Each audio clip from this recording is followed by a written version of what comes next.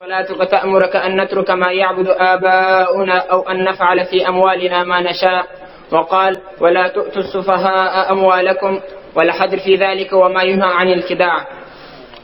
وبالسند المتصل منا إلى الإمام الهمام الحافظ الحجة أمير المؤمنين في الحديث أبي عبد الله محمد بن إسماعيل بن إبراهيم بن المغيرة ابن البردزبة الجعفي البخاري رحمه الله تعالى ومتعنا بعلومه وبركاته آمين. قال حدثنا أبو نعيم قال حدثنا سفيان عن عبد الله بن دينار قال سمعت ابن عمر رضي الله عنه وعنهم قال رجل للنبي صلى الله عليه وسلم إني أخضع في البيوع فقال إذا بايعت فقل لا خلافة فكان الرجل يقول. بسم الله الرحمن الرحیم الحمد لله رب العالمین والصلاة والسلام علی رسوله الکریم وعلی آلہ واصحابہ اجمعین اما بعد. یہ حدیث تو آپ پہلے پڑھ چکے ہیں کہ ایک شخص نے نبی کریم صلی اللہ علیہ وسلم سے کہا کہ مجھے بیوع میں دھوکہ ہو جاتا ہے. کون تھے یہ؟ ابان بن قیس. تو حدیث تو پہلے گزر چکی ہے، اس سے متعلق جو خیار مغبون کا مسئلہ ہے وہ بھی گزر چکا، لیکن یہاں امام بخاری در حقیقت جو ترجمۃ الباب میں جو مسئلہ بیان کرنا چاہتے ہیں وہ یہ ہے کہ اگر کوئی شخص ایسا ہو کہ بالغ ہونے کے باوجود وہ دھوکہ کھا جاتا ہو اور سفیہ ہو، بیوقوف، تو امام اس کے اوپر حجر عائد کر سکتا ہے، یعنی اس کو بیع شراء سے منع کر سکتا ہے. اور اس پر استدلال اس سے کر رہے ہیں کہ نبی کریم صلی اللہ علیہ وسلم نے مال ضائع کرنے سے منع فرمایا اور فساد پھیلانے سے منع فرمایا. تو جو آدمی اپنی بیوقوفی کی وجہ سے مال ضائع کرے یا اپنے مال میں فساد پیدا کرے تو اس کو روکنا یہ امام کا حق ہے. اور یہی بہت سے فقہا کا مسلک ہے، اگرچہ امام ابو حنیفہ رحمۃ اللہ علیہ سے منقول ہے کہ وہ کہتے ہیں کہ بالغ کے اوپر حجر عائد نہیں ہوتا، لیکن صاحبین جمہور کے ساتھ ہیں اور کہتے ہیں کہ بالغ پر بھی اگر سفیہ ہو تو حجر عائد کیا جا سکتا ہے.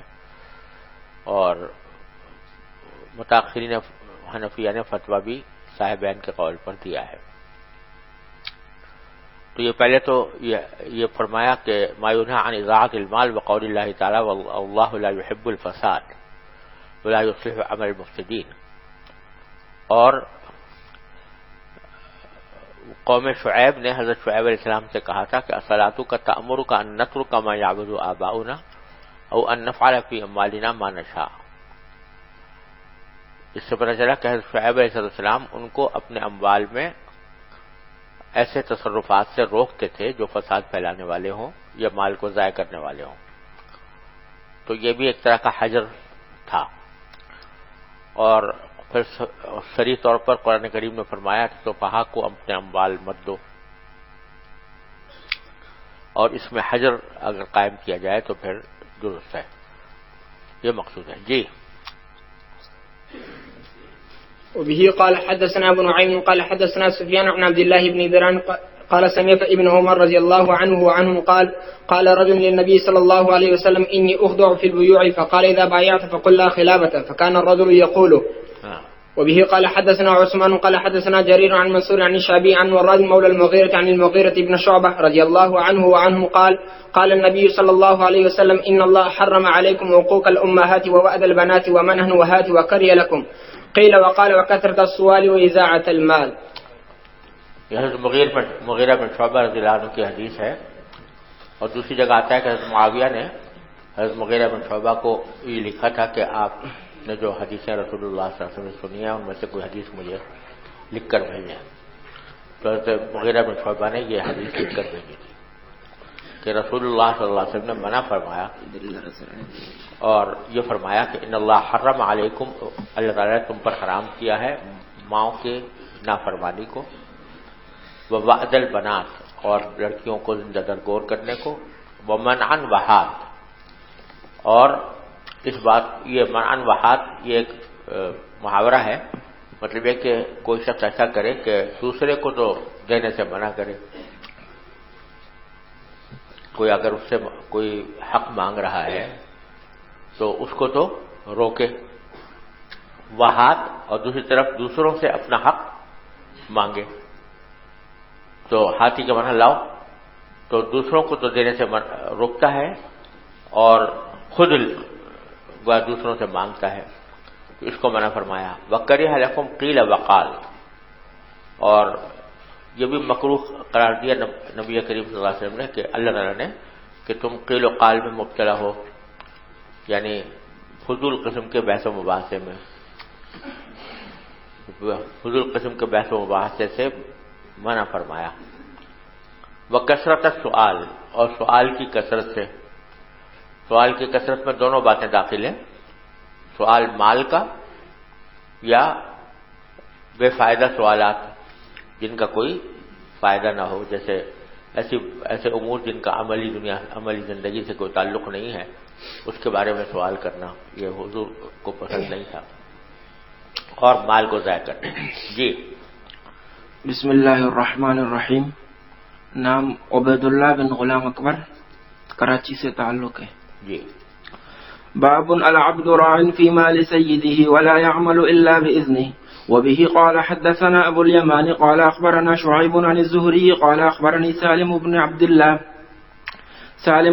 الله عن عبد الله بن عمر رضي الله تعالى عنه وعنهم أنه قال سمع رسول الله صلى الله عليه وسلم يقول كلكم راع ومسؤول عن رعيته فالإمام راع وهو مسؤول عن رعيته والرجل في أهله راع وهو مسؤول عن رعيته والمرأة في بيت زوجها راعية وهي مسؤولة عن رعيتها والخادم في مال سيده راع وهو مسؤول عن رعيته قال وسمعت هؤلاء من رسول الله صلى الله عليه وسلم وأحسب النبي صلى الله عليه وسلم قال والرجل راع في مال أبيه وهو مسؤول عن رعيته فكلكم راع وكلكم مسؤول عن رعيته۔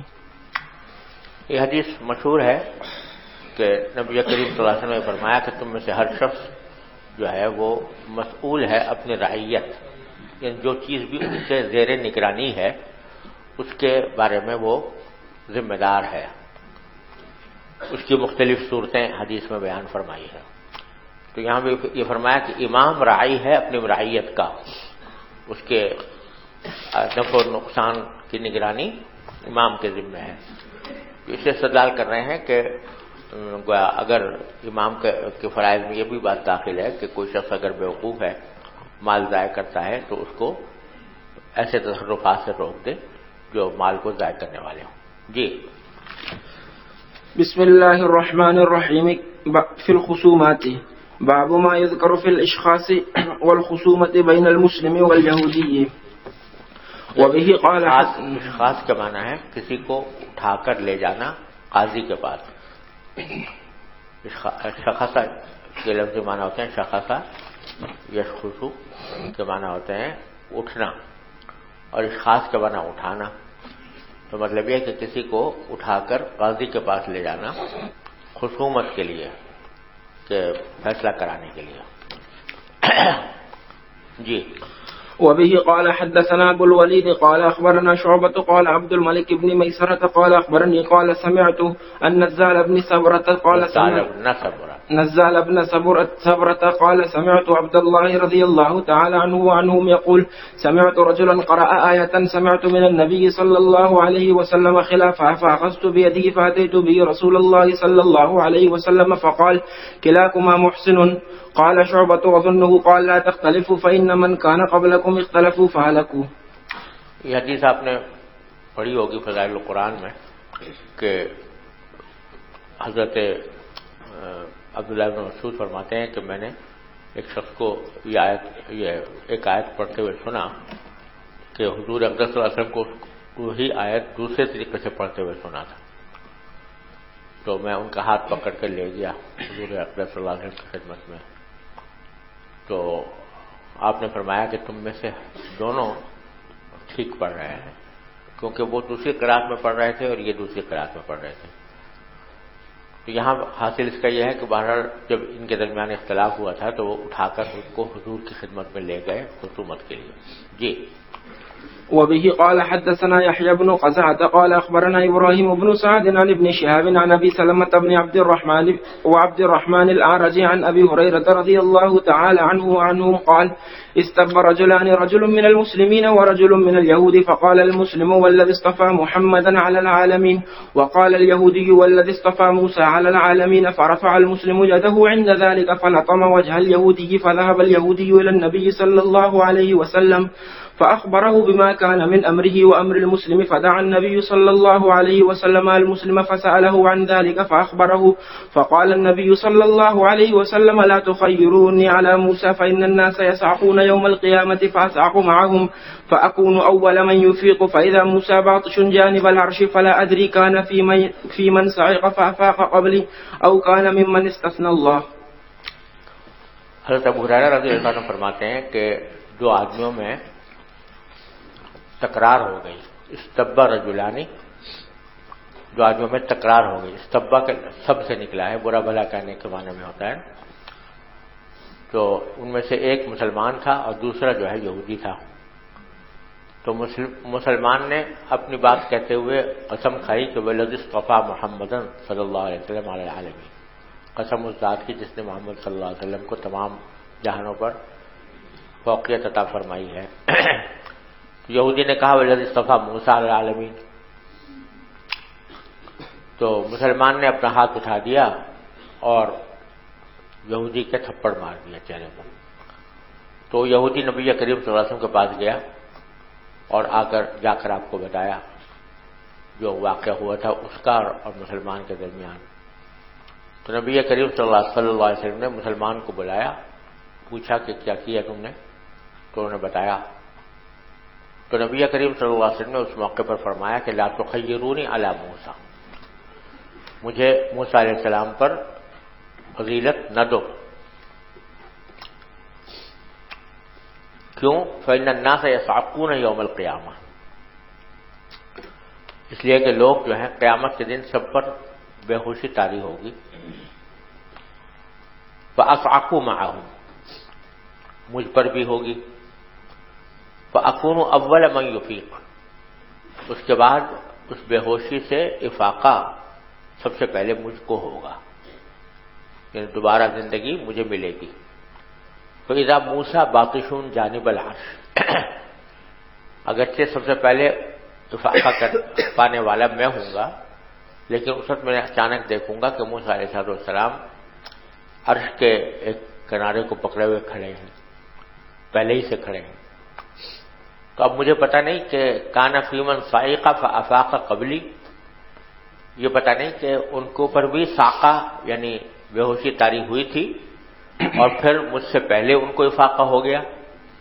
او کان ممن استثنى اللہ، یا پھر اللہ تعالیٰ نے ان کو مستثنا رکھا تھا ساقہ سے، یعنی ان کے اوپر ساقہ طاری نہیں ہوا بلکہ وہ اپنی حالت پر رہے یہاں تک کہ جن لوگوں کو ساقہ ہوا تھا ان کو افاقہ ہو گیا.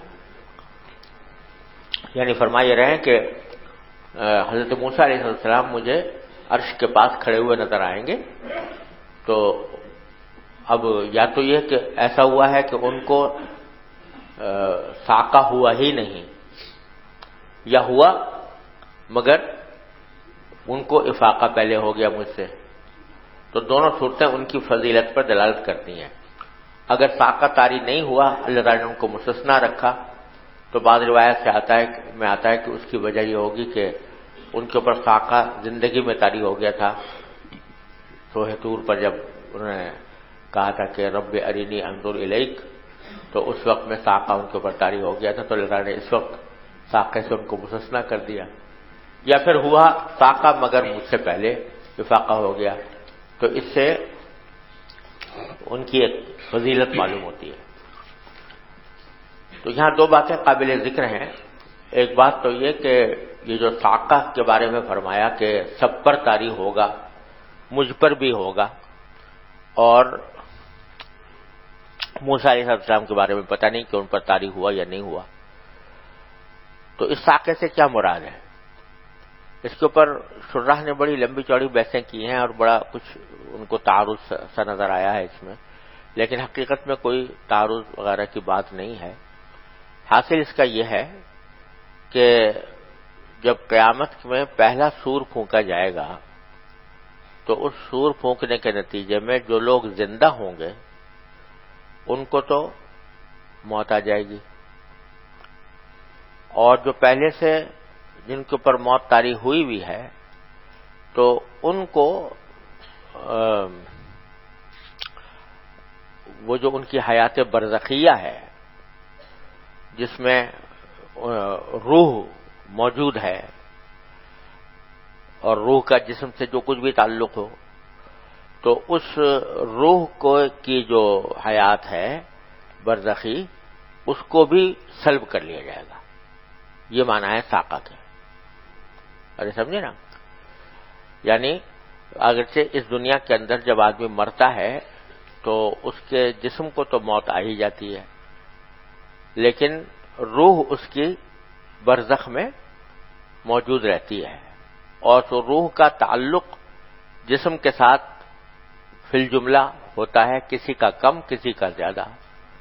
عام آدمیوں کا تعلق جو ہے روح کا جسم کے ساتھ وہ ضعیف ہوتا ہے، اس واسطے اس کو یہ کہتے ہیں کہ وہ مردہ ہی قرار دیا جاتا ہے، اس کے اوپر حیات کا کوئی اطلاق نہیں ہوتا.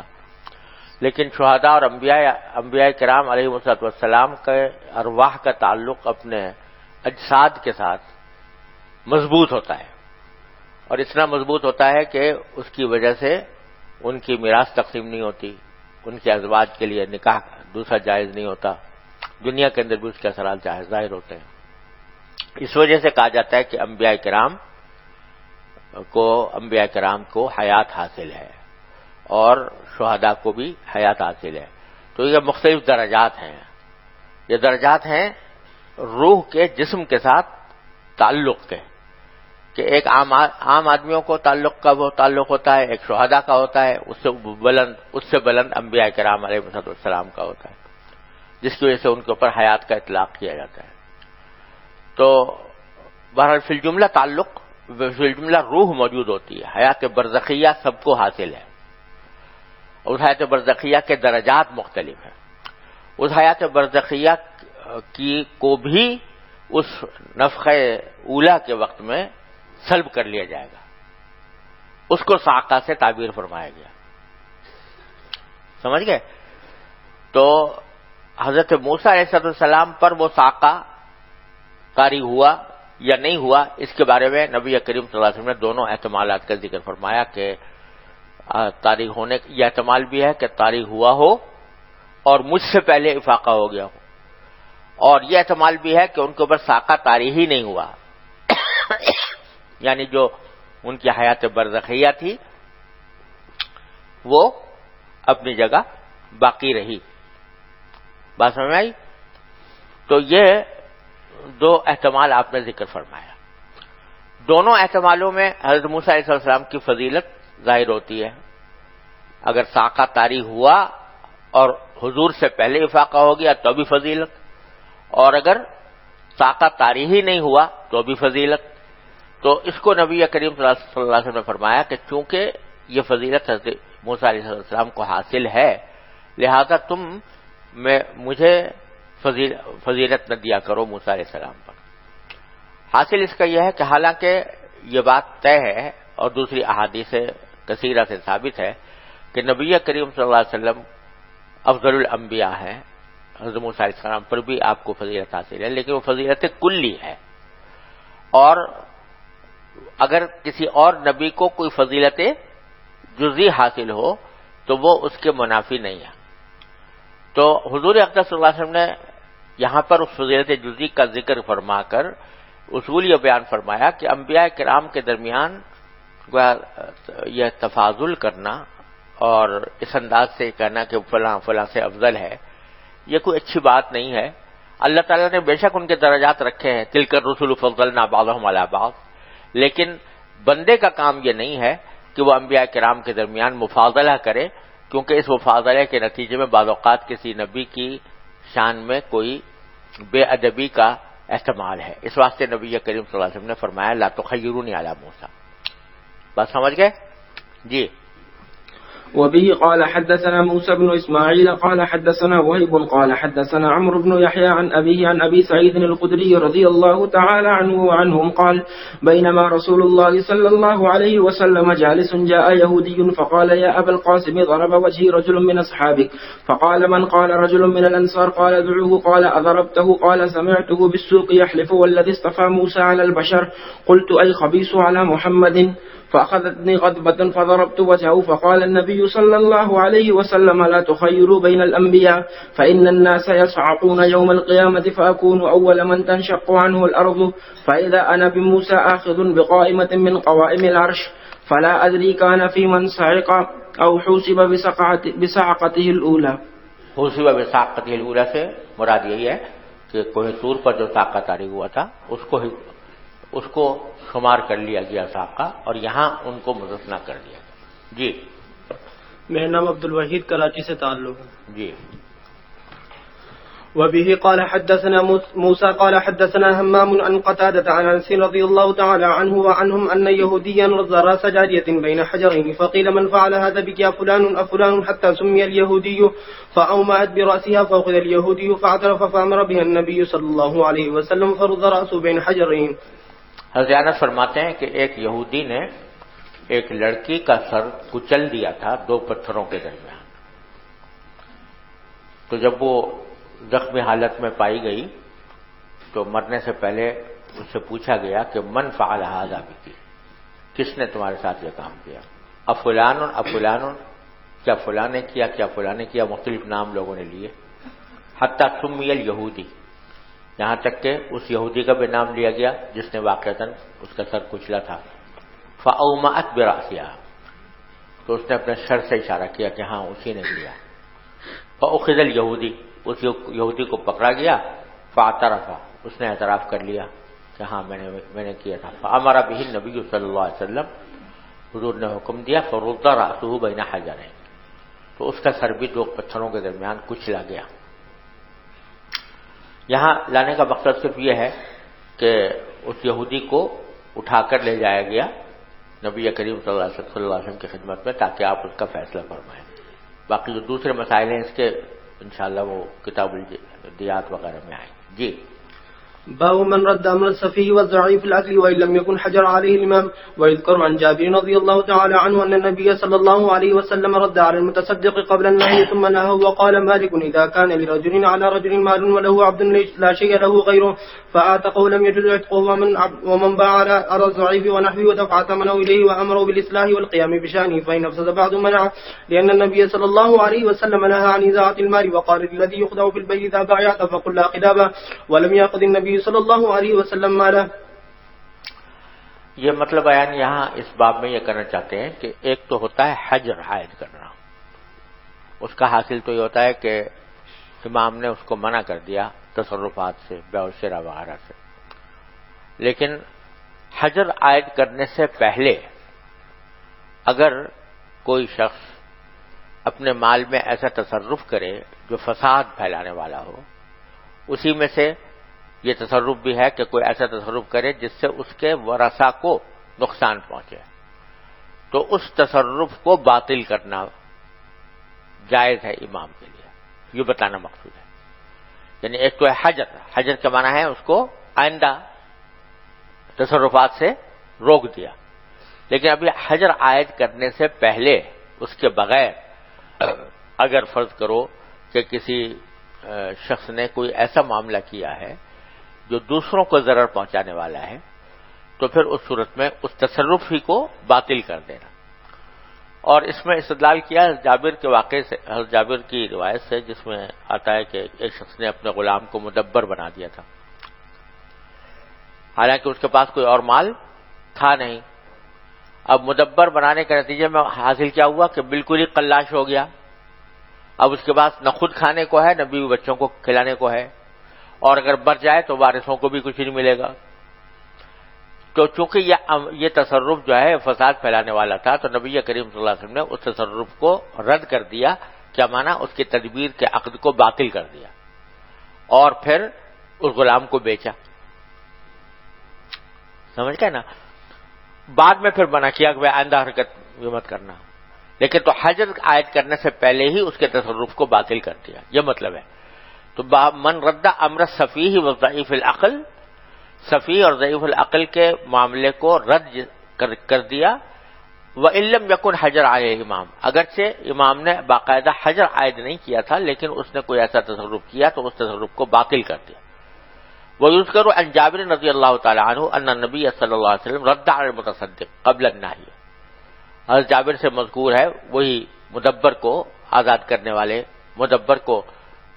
مدبر بنانے کے واقعے میں کہ وہ متصدق تھا نا، وہ یعنی وہ اپنی دانش میں اس کو مدبر بنا کر ایک طرح سے صدقہ کر رہا تھا، تو اس کے اس امر کو کیا کیا؟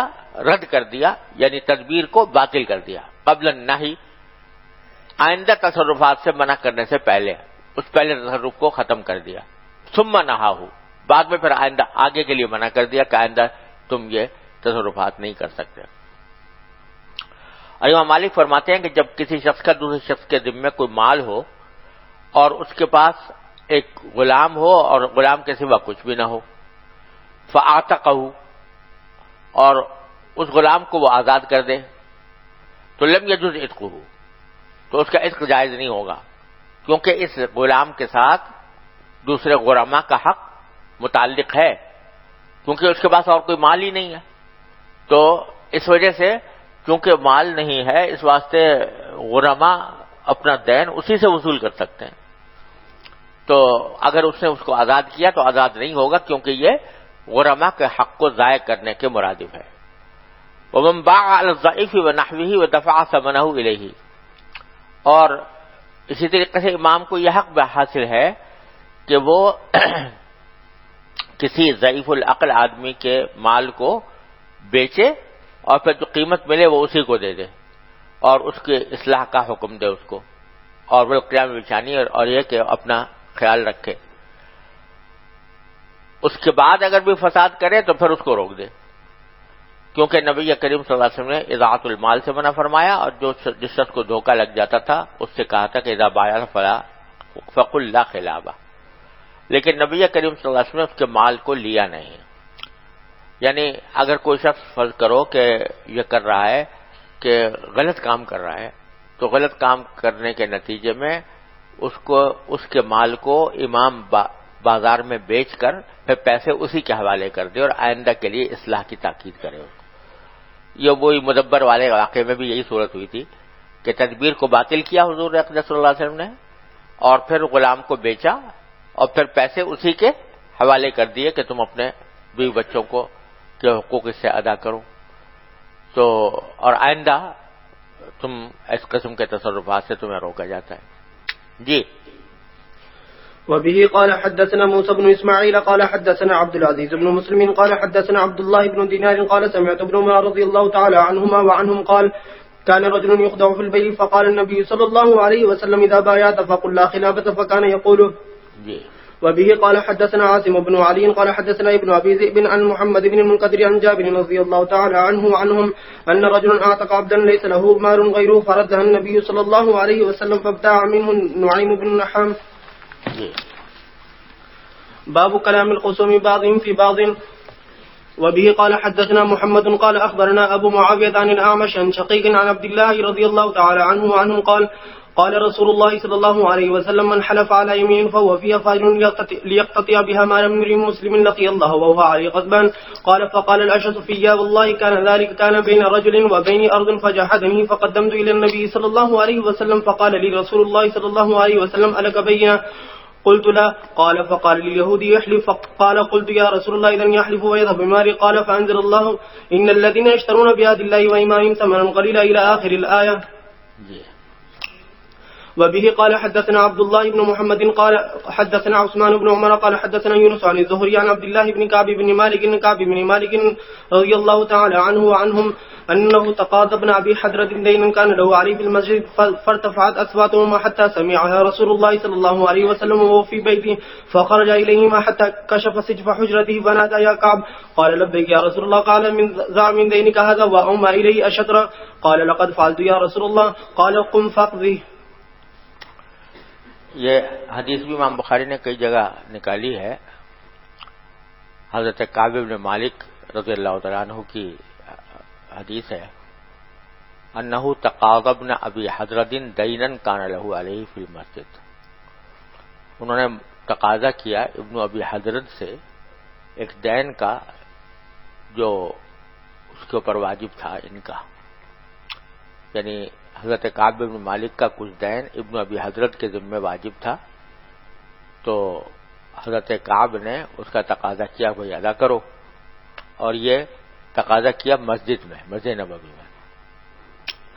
فارتفعت اصواتهما، اس تقاضے میں اور اس کے جواب میں ان کی آوازیں کچھ بلند ہو گئی. حتی سمعها رسول اللہ صلی اللہ علیہ وسلم، یہاں تک کہ رسول اللہ صلی اللہ علیہ وسلم نے آوازیں سنی، جبکہ آپ اپنے گھر میں تھے. تو باہر نکل کر آپ تشریف لائے، یہاں تک کہ اپنے حجرے کا پردہ کھولا اور آواز دی یا کعب، کو کہتے کعب کی آواز آ رہی تھی کہ وہ مانگ رہے ہیں، دین مانگ رہے ہیں اس سے، اور سختی کے ساتھ مانگ رہے ہیں. تو حضرت کعب نے کہا لبیک یا رسول اللہ. قال ضع من دینک ھذا، تو آپ نے فرمایا کہ اپنے اس دین میں کمی کر دو. وأومى الیہ، اور اشارہ فرمایا کمی کر دو، ای شطر یعنی آدھی کمی کر دو. قال لقد فعلت یا رسول اللہ، تو انہوں نے عرض کیا کہ میں جیسا آپ نے فرمایا ویسا کر لیا. یا تو اتنے تقاضا کر رہے تھے، تکرار ہو رہی تھی کہ وہ دین ادا کرو، جو ہی حضور اقدس صلی اللہ علیہ وسلم فرمایا کہ آدھا چھوڑ دو تو فوراً چھوڑ دیا. لقد فعلت یا قال قم فقضه، تو پھر ابن ابی حضرت سے آپ نے فرمایا کہ اب کھڑے ہو اور اس کے جو آدھا دین ہے وہ ادا کر دو. یہ گویا ایک طرح سے صلح تھی کہ آپ نے صلح کا مشورہ دیا کہ بھئی تم بجائے لڑنے جھگڑنے کے تم کمی کر دو اور وہ فوراً ادا کر دے. یہاں ایک مسئلہ جو زیر بحث آتا ہے وہ فقہاء کرام کے درمیان مشہور ہے، ضع وتعجل کے نام عنوان سے. یعنی کوئی دائن وہ مدیون دائن سے یہ کہے، جس کا اوپر دین ہے، یہ کہے کہ تم میرے دین میں کچھ کمی کر دو اور میں فوراً تمہیں ادا کر دیتا ہوں. اس کو ضع وتعجل کہتے ہیں. اس میں یہ حکم یہ ہے اس کا کہ اگر وہ دین مؤجل ہے یعنی اس کی ایک اجل مقرر ہے دینے کی، اور مدیون یہ کہتا ہے کہ میں اس اجل سے پہلے ہی تمہیں دیتا ہوں لیکن تم کمی کر دو، تو اگر یہ کمی بشرط ہو تو ناجائز ہے. ائمہ اربعہ کے نزدیک ناجائز، کیونکہ جو کمی ہو رہی ہے وہ کاہے کے مقابلے میں ہو رہی ہے؟ تعجیل کے مقابلے میں، یعنی اجل کو کم کرنے کے مقابلے میں. تو یہ ائمہ اربعہ کے نزدیک جائز نہیں ہے کہ کوئی شخص دین مؤجل کی اجل میں کمی کروائے، دین کم کر کے، یا دین میں کمی کروائے اجل میں کمی کر کے. تو دونوں یہ صورتیں جو ہیں یہ ناجائز ہیں ائمہ اربعہ کے نزدیک، کیونکہ جو کمی ہو رہی ہے وہ مقابلے میں اجل کے ہے، اور اجل کے مقابلے میں جس طرح زیادتی کرنا ناجائز ہے، اجل کی زیادتی کی وجہ سے دین میں زیادتی کرنا ربا ہے، اسی طریقے سے اجل کے اندر کمی کر کے دین میں کمی کرنا یہ بھی ربا کا ایک شعبہ ہے. اس واسطے ائمہ اربعہ کے نزدیک ناجائز، سمجھے نا. لیکن یہ حکم دیون مؤجلہ میں ہے، لیکن جو دین حال ہو چکا ہو، یعنی اس کی اجل آ چکی ہو، یا ہوئی شروع سے حال، معجل ہو ہی نہیں، تو اس وقت میں اگر ضع و تعجل کا معاملہ کیا جائے، اگرچہ حال ہے لیکن مدیون دے نہیں پا رہا اور دیر لگ رہی ہے اس کو دینے میں، اس وقت اگر دائن یہ کہے کہ چلو میں تمہیں کمی کرتا ہوں، دیکھ مجھے دے دو فوراً، سمجھے، یا مدیون یہ کہے کہ بھئی میں فوراً دے دوں گا لیکن تھوڑی سی کمی کر دو، تو اس میں کوئی ملاحقہ نہیں۔ یہ واقعہ ایسا ہی ہے کہ حضرت کعب رضی اللہ تعالیٰ عنہ کا جو دین تھا ابو حضرت پر، وہ دین کیسا تھا؟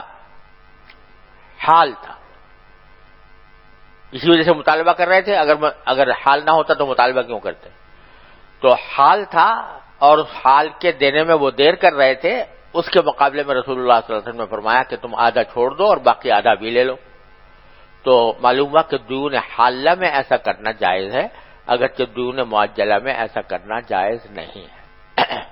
سمجھ گئے؟ چلیے استاذ جی سوال۔ جی استاذ جی، جو مرابحہ معجلہ کی صورت میں فقہا نے فرمایا ہے کہ اگر اجل کے حلول سے پہلے پہلے وہ دین ادا کرے تو جتنا دین ادا کیا ہے اور جتنا اجل باقی ہے اس کی وجہ سے جتنا یعنی قیمت زیادہ ہو گئی تھی اس کی وجہ سے اس کو ساقط کر لینی چاہیے۔ یہ بعض متاخرین نے کہا ہے، یہ اصل مسئلہ نہیں ہے۔ یہ امام محمد رحمۃ اللہ علیہ سے جو اصل روایت ہے وہ یہ ہے کہ ضع و تعجل جائز نہیں ہے، لیکن بعض متاخرین نے مرابحہ میں یہ کہا ہے کہ اگر کوئی پہلے دے دے تو پھر اس کو کم کر کے ہی دینا چاہیے، کیونکہ ایک اجل کا۔ یہ بعض متاخرین کا فتویٰ ہے، لیکن متفق علیہ فتویٰ نہیں ہے، اس میں اتفاق نہیں ہے اس کے اوپر، اور آج کل اس کے اوپر عمل کرنا جو ہے وہ ربا کا دروازہ کھولنے کے مرادف ہے۔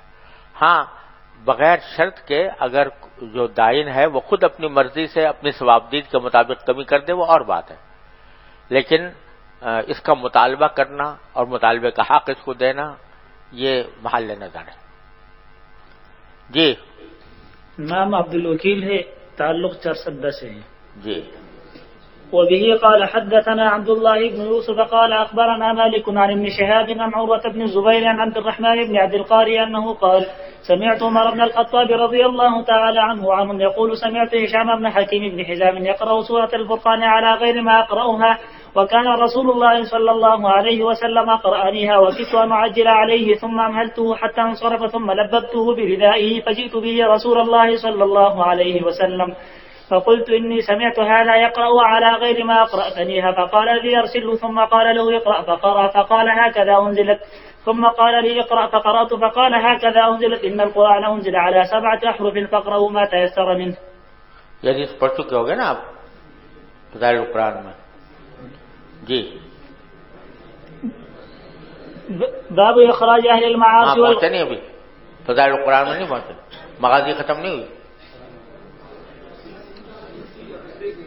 کیا پڑھ رہے ہیں؟ ہاں اسی میں فضائل القرآن شروع میں ہے آخر میں؟ اچھا چلو پڑھ لو گے۔ حاصل اس کا یہ ہے کہ جو حضرت ہشام ابن حکیم جو ہے دوسری قرات سے پڑھ رہے تھے اور فاروق اعظم دوسری قرات سے پڑھتے تھے، تو فاروق اعظم کو غصہ آ گیا کہ یہ غلط پڑھ رہا ہے قرآن شریف، تو اس کو چادر میں لپیٹ کر لے گئے حضرت حضور اقدس صلی اللہ علیہ وسلم کی خدمت میں۔ تو آپ نے فرمایا ہاکذا انزل وہاکذا انزل، دونوں قراتیں صحیح ہیں۔ حاصل اس کا صرف یہاں لانے کا یہ ہے کہ ان کو اٹھا کر لے گئے حضور کی خدمت میں۔ جی باب اخراج اهل المعاصي والخصوم من البيوت بعد المعرفة، وقد اخرج عمر اخت ابي بكر رضي الله تعالى عنه وعنهم حين ناحت. وبه قال حدثنا محمد بن بشار قال حدثنا محمد بن ابي عدي عن شعبة عن سعد بن ابراهيم عن حميد بن عبد الرحمن عن ابي هريرة رضي الله تعالى عنه ان النبي صلى الله عليه وسلم قال لقد هممت ان امر بالصلاة فتقام ثم اخالف الى منازل قوم لا يشهدون الصلاة فاحرق عليهم۔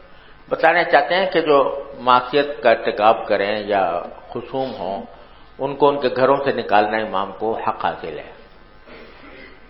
تو چنانچہ حضرت عمر نے حضرت صدیق اکبر کی بہن کو نکال دیا تھا گھر سے جبکہ وہ نوحہ کر رہی تھی، کیونکہ نوحہ کر رہی تھی تو گھر سے نکال دیا کہ بھائی نکل جاؤ یہاں سے۔ چل جاؤ. تو اس طرح نکالنا جائز ہے. اور یہ بھی حدیث ہے کہ حضور نے فرمایا کہ میرا ارادہ ہوا تھا کہ میں کسی کو کہوں کہ نماز پڑھائے شروع کرے اور پھر میں جاؤں ان لوگوں کے گھروں میں جو نماز میں حاضر نہیں ہوتے تو میں ان کی گھروں کو آگ لگا دوں. تو یہاں آگ لگائیں گے تو مطلب یہ گھروں سے نکال دیا. تو گھروں سے نکالنا امام کے لیے جائز ہے اہل معاصی کا. جی. باب دعوى الوصي للميت. وبه قال حدثنا عبد الله بن محمد قال حدثنا سفيان عن الزهري عن عروة عن عائشة رضي الله تعالى عنها وعنهم أن عبد بن زمعة وسعد بن أبي وقاص اختصما إلى النبي صلى الله عليه وسلم في ابن أمة زمعة فقال سعد يا رسول الله أوصاني أخي إذا قدمت أن أنظر ابن أمة زمعة فاقبضه فإنه ابني. وقال عبد بن زمعة أخي وابن أمة أبي ولد على فراش أبي فرأى النبي صلى الله عليه وسلم شبها بينا بعتبة فقال هو لك يا عبد بن زمعة الولد للفراش واحتجبي منه يا سودة. حدیث تو پہلے گزر گئی ہے نا, اس سے متعلق مباحث بھی گزر گئے. یہاں لانے کا مقصد صرف یہ ہے کہ حضرت سعد نے وصی بنایا تھا, حضرت سعد کو وصی بنایا تھا ان کے بھائی نے کہ میری طرف سے دعویٰ کرنا تم کہ یہ بیٹا میرا ہے. تو معلوم ہوا کہ کوئی شخص مرنے سے پہلے کسی کو اپنا وصی بنا سکتا ہے کہ اس کی طرف سے وہ آگے جا کر قاضی کے ہاں دعویٰ کرے. جی. باب التوثق ممن تخشى معرته. وقيد ابن عباس عكرمة على تعليم القرآن والسنن والفرائض. یہ فرما رہے ہیں کہ جس سے کوئی نقصان پہنچنے کا اندیشہ ہو تو اس کو باندھنا. التوثق کا معنی باندھنا, یعنی باندھ کر گرفتار کر کے باندھ لینا اس کو. اس سے ممن تخشى معرته, معرہ کے معنی یعنی کوئی خرابی, کسی قسم کی خرابی کا اندیشہ ہو کہ اگر اس کو آزاد رکھا جائے گا تو کوئی خرابی پیدا کرے گا تو اس کو باندھ کر رکھنا جائز ہے. وقید ابن عباس اکرمۃ علی تعلیم القرآن والسنن والفرائض. حضرت عبداللہ ابن عباس نے اکرمہ کو زنجیریں ڈال دی تھی ان کے پاؤں میں قرآن کریم اور سنتیں اور فرائض سکھانے کے لیے. بھگوڑے ہوں گے, بھاگتے ہوں گے, تو اس واسطے حضرت عبداللہ ابن عباس نے ان کے پاؤں میں زنجیر ڈال کر رکھا تھا تاکہ ان کو وہ پڑھائیں یہ سب. تو وہ غلام بھی تھے حضرت عبداللہ ابن عباس کے اور شاگرد بھی تھے. تو ایسے شاگرد کو جو بہت ہی بھگوڑا قسم کا ہو تو اس کو اگر اس طرح باندھ دیا جائے تاکہ وہ اپنے وہ پڑھنے میں ٹھیک سے پڑھے تو اس کی گنجائش سے معلوم ہوتی ہے. لیکن یہ بالکل آخری صورت ہے, یہ نہیں کہ اس کو معمول بنا لیا جائے. جی.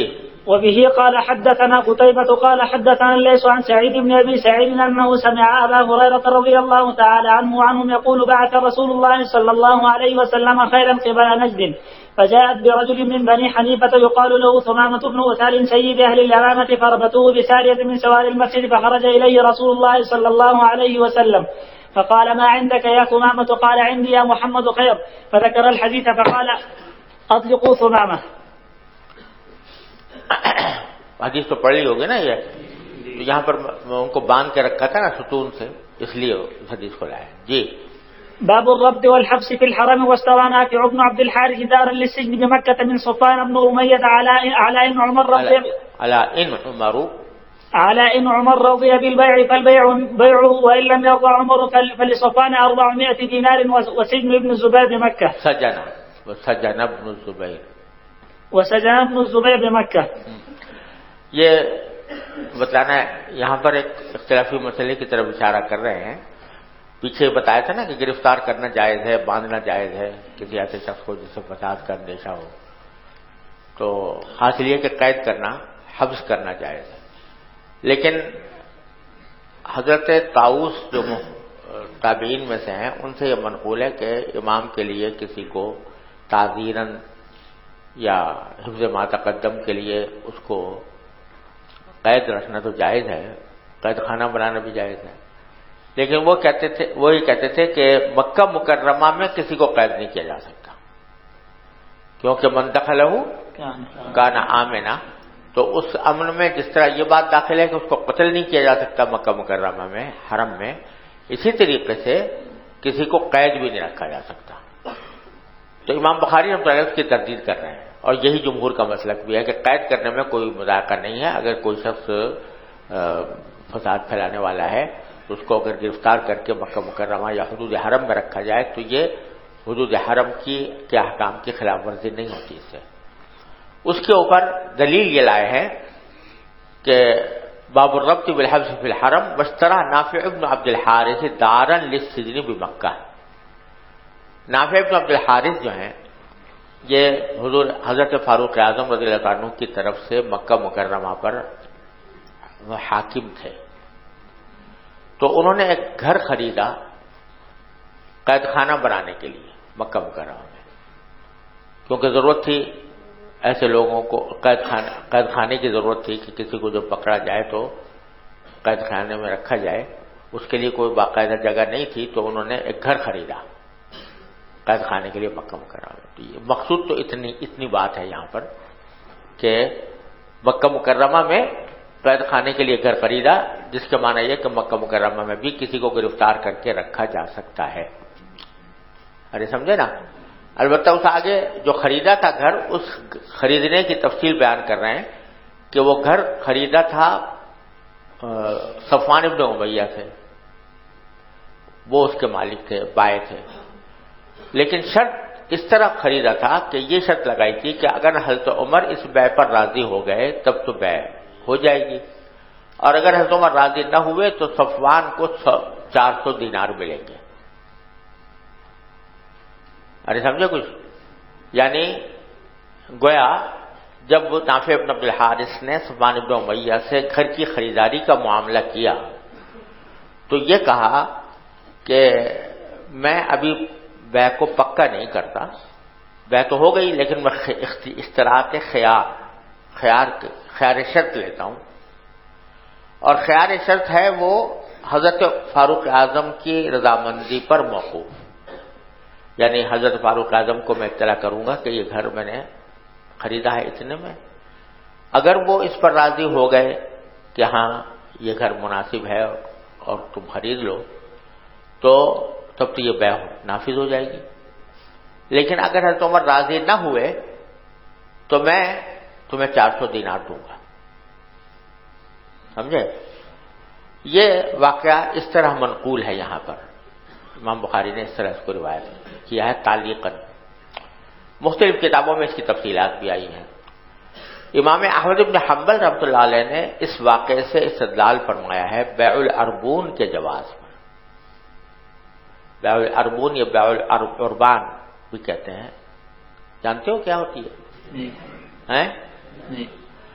مشکات شریف میں حالانکہ پڑھی ہوگی آپ نے، لیکن خلاصہ اس کا یہ ہے بیع الاربون یا بیع العربان. اس کا حاصل یہ ہوتا ہے کہ بائع اور مشتری کے درمیان عقد ہو گیا بیع کا، اور مشتری نے کچھ رقم بیعانے کے طور پر دے دی بائع کو، لیکن ساتھ ہی اختیار رکھ لیا اپنے لیے کہ اتنی مدت تک میں اگر چاہوں گا تو اس بیع کو نافذ کر دوں گا اور چاہوں گا تو فسخ کر دوں گا. سمجھے؟ مثال کے طور پر 3 دن کا اس نے اختیار لیا اور یہ کہا کہ 3 دن کے اندر مجھے فسخ کرنے کا اختیار ہوگا، لیکن بیعانہ تو میں دے رہا ہوں. بیعانہ کیا ہوتا ہے؟ بیعانہ کا حاصل یہ ہوتا ہے کہ اگر میں نے بیع کو نافذ کر دیا تب تو یہ بیعانہ ثمن کا حصہ بن جائے گا، اور اگر میں نے نافذ نہ کیا، یہ کہا کہ نہیں میں یہ بیع نہیں چاہتا میں، تو جو بیعانہ دیا گیا ہے وہ تمہیں رکھنے کا اختیار ہوگا. اس بیعانہ کو اربون کہتے ہیں. سمجھے؟ اس بیعانہ کو کیا کہتے ہیں؟ اربون. تو امام احمد بن حنبل رحمۃ اللہ علیہ فرماتے ہیں کہ اس شرط کے ساتھ بیع کرنا جائز ہے، اور اگر بالفرض مشتری بعد میں بیع نافذ نہ کرے تو جو رقم بطور اربون دی گئی ہے بائع کو وہ اپنے پاس رکھنے کا حق ہوگا. جمہور یہ کہتے ہیں، حنفیہ، مالکیہ، شافعیہ تینوں یہ فرماتے ہیں کہ یہ جائز نہیں ہے. اگر بیع نافذ ہو گئی تو بے شک وہ اربون جو ہے وہ ثمن کا حصہ بن جائے گا، لیکن اگر بیع نافذ نہ ہوئی تو پھر بائع کو واپس کرنا ہوگا. اپنے پاس نہیں رکھ سکتا، کیونکہ اگر رکھے گا تو یہ بلا عوض ہوگا، کوئی عوض نہیں ہے اس کا، تو اس بغیر عوض کے رکھنا یا اکل بالباطل ہے، لہذا جائز نہیں ہے۔ اس بارے میں دو روایتیں بھی ہیں، مرفوع حدیث ہے۔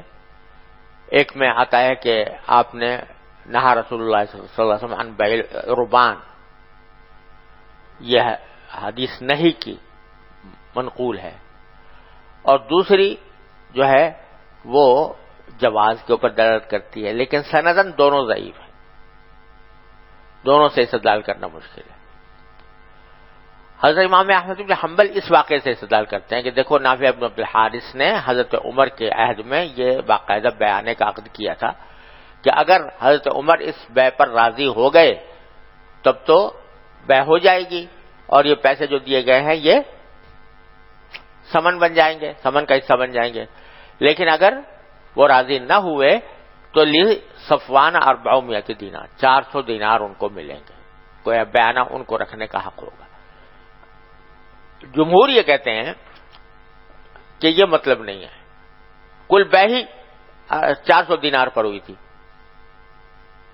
بیع ہی ساری کائے پر تھی، 400 دینار پر تھی، یہ بیعانہ نہیں تھا، بلکہ بیع ہی 400 دینار پر ہوئی تھی، اور مطلب یہ تھا کہ اگر تو عمر راضی ہو گئے تب تو یہ قید خانے کے لیے خریداری ہو جائے گی، اور اگر حضرت عمر راضی نہ ہوئے تو حضرت نافع بن عبد الحارث اس کو اپنے لیے خرید لیں گے 400 دینار میں، سمجھے نا؟ گویا یوں نہیں تھا کہ اگر بیع نہ ہوئی تو 400 دینار مفت رکھ لیں گے وہ، بلکہ یہ تھا کہ 400 دینار میں وہ خود اپنے لیے خرید لیں گے۔ تو اس کی اور روایتیں مختلف ہیں اس بارے میں، کہیں 400 دینار آتا ہے، کہیں 4000 درہم آتا ہے، کہیں اس قسم کے مختلف رقمیں مذکور ہیں مختلف روایتوں میں۔ تو جمہور یہ کہتے ہیں کہ ایسی صورت میں جبکہ اس کے اندر متعدد احتمالات بھی ہیں اور رقم کے تعین میں بھی روایتیں مختلف ہیں، اس کی بنیاد پر اتنا بڑا مسئلہ نکال لینا کہ اربون کا جواز اس سے تلاش کرنا تو جو اصول عامہ کے خلاف ہے، کیونکہ بغیر عوض کے رکھ رہا ہے وہ شخص، تو اس واسطے یہ درست نہیں ہے، جمہور کا کہنا ہی ہے۔ ارے سمجھ گئے ہو؟ لیکن بہرحال مسئلہ مجتہد فیہا ہے، اور امام احمد بن حنبل رحمۃ اللہ علیہ بغیر کسی تردد کے اس کے جواز کے قائل ہیں، لہذا اس کو بالکل باطل محض بھی نہیں کہا جا سکتا، اور بعض مرتبہ بیوع کے اندر اس قسم کی ضرورت بھی پیش آ جاتی ہے، کیونکہ لوگ جو ہیں وہ بدعتی بہت کرتے ہیں، تو اس وجہ سے اگر کسی خاص ضرورت کے موقع پر کوئی اس کے اوپر عمل کر لے یا اس کا خاص صورت میں اس کے اوپر فتویٰ دیا جائے تو اس کی گنجائش معلوم ہوتی ہے۔ جی سوال ہے جی سے اگر اس صورت میں بائع کا نقصان ہو رہا ہو، اگر وہ اس کو بیانہ واپس کرتا ہے اور قیمت کم اب ہو گئی، اب تو اس صورت میں رکھنے کا جواز؟ یہ میں کہہ رہا ہوں کہ بعض صورتیں ایسی پیدا ہوتی ہیں کہ جس میں واقعتاً بائع کا شدید ضرر ہوتا ہے، اس میں بہرحال گنجائش امام احمد بن حنبل کے قول پر موجود ہے۔